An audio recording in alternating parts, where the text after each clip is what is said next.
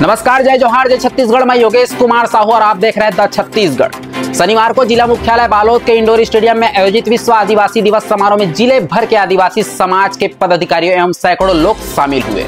दोपहर 12 बजे स्टेडियम से रैली निकाली गई, जिसमें आदिवासी वेशभूषा पहने समाज के युवाओं ने रेला पाटन नृत्य की प्रस्तुति दी। समारोह के दौरान सर्व आदिवासी समाज बालोद के जिला अध्यक्ष तुकाराम कोर्राम ने कहा कि इस तरह के आयोजन नई पीढ़ी को अपनी संस्कृति विरासत जानने और समझने का अवसर प्रदान करते हैं। उन्होंने बताया कि युवा पीढ़ी जब अपनी संस्कृति जड़ों से जुड़ते हैं, तब हम अपनी परंपराओं को संरक्षित करते हैं।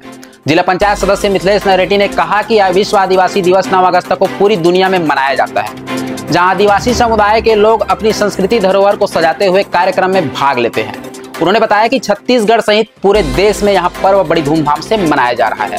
रैली के दौरान आदिवासी समाज के प्रमुख जनों ने संविधान निर्माता बाबा साहेब अम्बेडकर, छत्तीसगढ़ महातारी और शहीद वीरनारायण सिंह की प्रतिमाओं पर माल्यार्पण किया। आगे अपडेट के लिए हमारे न्यूज चैनल द छत्तीसगढ़ को सब्सक्राइब करें।